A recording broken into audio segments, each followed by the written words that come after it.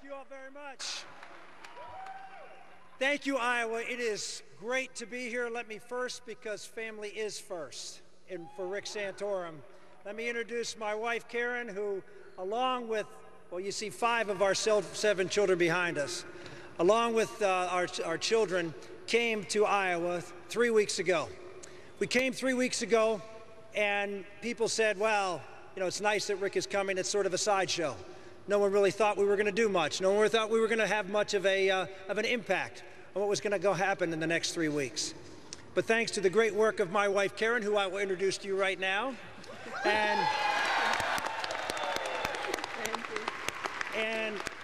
these 5 children. How many people have got calls from my kids over the last 3 weeks, huh? They've been on the phones. They've been traveling around the state. We did 50 cities around the state of Iowa in 14 days, from Strawberry Point to Council Bluffs to Rock Rapids to Fort Madison. We went to all 4 corners of the state of Iowa. One of the commentators called our campaign the Ring of Fire campaign. And we wanted to make sure all of Iowa was heard from, and that all of Iowa got a chance to get to meet at least one of the candidates, to sit in their libraries and in their living rooms, to talk to them, to listen to them, because that's where the great wisdom is in America, and that's what leaders need to do more of, is to go out and listen to the people, and then answer their questions, be accountable to them. And that's what I did. 68 counties later, we have come here to do something important. We have come here, all of you, have come here to say that the folks in Washington, the people in the boardrooms of New York and in the media centers of Atlanta and New York, they are not the ones who are going to choose the next Republican nominee for president. You are going to choose the next Republican nominee for president.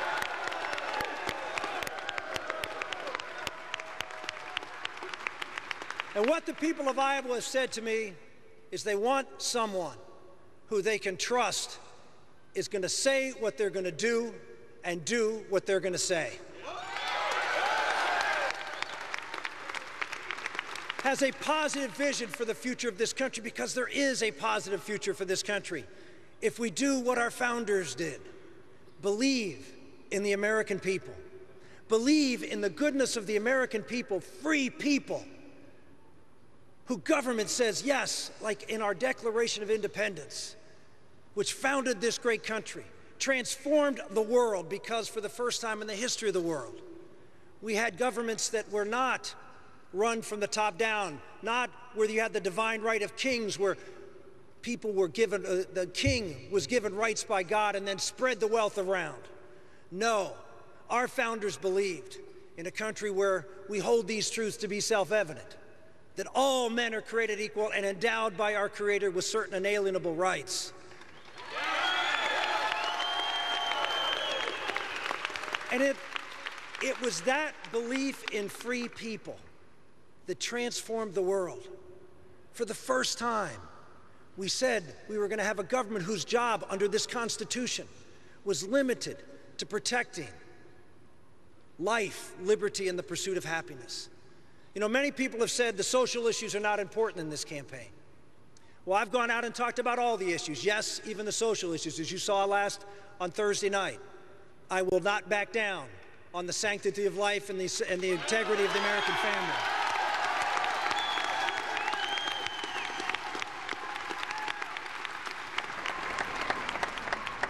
But what people of Iowa recognize is America is a moral enterprise. Our founders understood that for the Constitution to work, it had to be based on something deeper, something grounded. Our rights came from a creator, and the creator has rules. Nature and nature's God. That was another phrase in the Declaration of Independence. They understood that through reason and through faith, we could build a strong country from the ground up based on a moral society. John Adams said our Constitution was made for a moral and religious people. It is wholly inadequate for the governance of any other. That is the mission of America. And to suggest as a Republican Party that we can be a party about just tax cuts and spending cuts and not about strong families and strong faith communities You don't understand Iowa, and you don't understand America.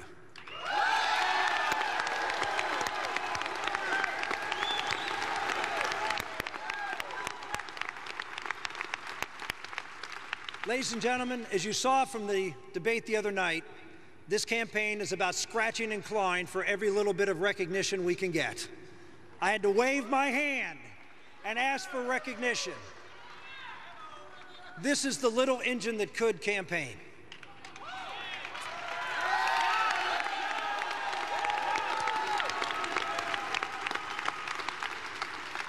They told us we had no chance, just not to paying attention. And all they did, all the press does, is write about these shiny engines that keep coming by, or maybe we'll come by and help. Maybe we'll hitch up and start working hard. We didn't wait around. We started working hard. We started going out and have been to Iowa more than any other candidate, been to New Hampshire more than any other candidate, been to South Carolina more than any other candidate. Why? Because I want to be accountable to you. And I want the people who are going to make the decision, who are going to have the first cut of narrowing this field and selecting a president, to get a chance to look me in the eye, to kick my shins in the tires, and hear from me exactly my vision for this country and answer your questions. Today is an opportunity, ladies and gentlemen, to strike a blow for the people of the heartland. This is a heartland campaign. Not just about Wall Street, but about all the issues you care about, from national security, as you heard me talk about on Thursday night, to moral and cultural issues, yes, to getting this economy going. And even that, look at the plan I put forward. It's about the heartland. It's about energy independence and using the resources here in Iowa, the resources in Pennsylvania, the resources in Alaska and offshore to create an energy security for this country that is desperately needed if we're going to fight radical Islam.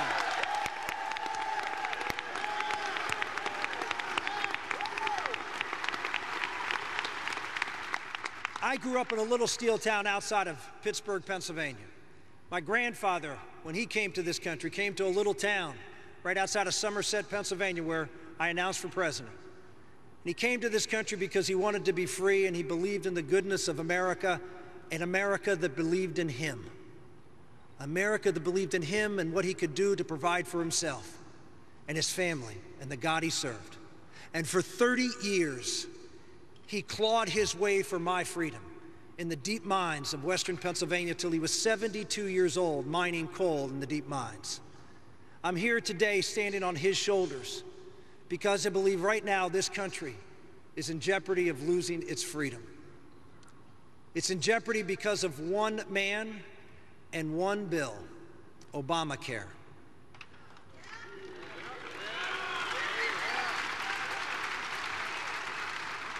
Obamacare is the single greatest threat to one generation's charge of handing this country off to the next generation, freer, safer, and more prosperous. Margaret Thatcher, when she left the prime ministership of England, said she was never able to accomplish what Ronald Reagan accomplished, never able to turn the tides of socialism, and that's what we're talking about here. Never able to turn it back in Britain like Reagan was. What Reagan did in getting Americans to believe in themselves, not some government official to take care of them. But what Thatcher said, she was never able to turn it around, and she's pegged it right on the British national healthcare system. I was in the green room at Fox just a couple of days before the vote on Obamacare. They decided to jam it down the throats of the American public. And I was with Juan Williams. And I said to Juan, what are you doing? You guys are committing political suicide by forcing this down the throats of the American public when they don't want it. And he said, well, let me tell you what the Obama administration told me. Quote, we believe, Obama, we believe that Americans love entitlements. And once we get them hooked on this entitlement, they will never let it go.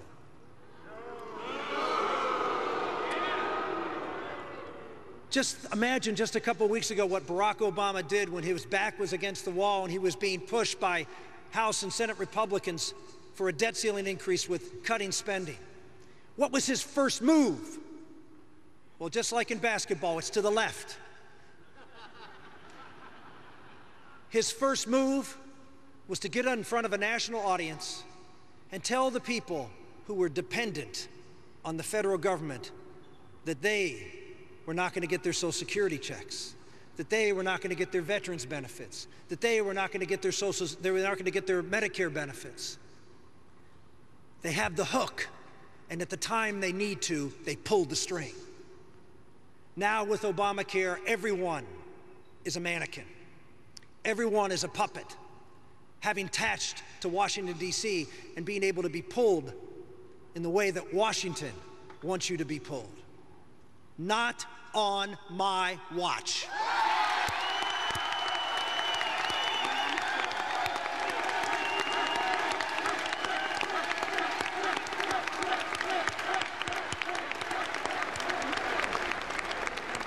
You have an opportunity in this race to take someone who the national media is not paying a lot of attention to.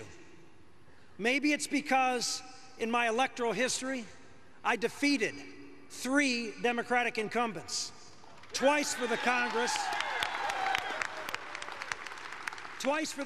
in a 60% and 70% Democratic district, and once in the state of Pennsylvania, in a state that Republicans haven't won since 1988. I went up against an incumbent Democratic senator whose campaign was managed by a couple of guys who just managed a pretty successful campaign for president back in 1992, James Carville and Paul Begala, and I beat them.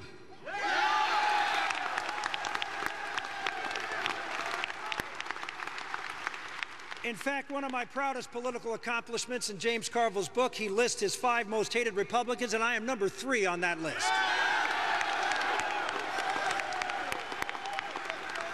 And maybe it's because when I got to Congress, I did what I said. I was part of the Gang of 7 along with Jim Nussle, who cleaned out the House bank and sent 3 members of Congress to jail. Maybe it was because I fought for welfare reform, and as the only one on this stage today or on that stage the other night who actually authored a bill, managed it on the floor of the United States Senate, got bipartisan support in the Senate, got a Democratic president to sign it, that ended a federal entitlement called welfare reform, and it transformed society.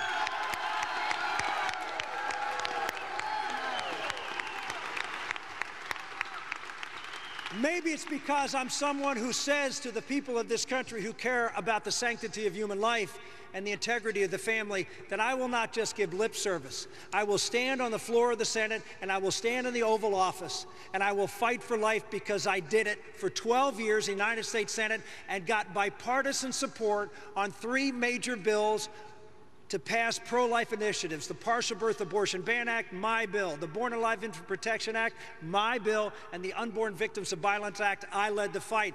That is not just saying, it's doing.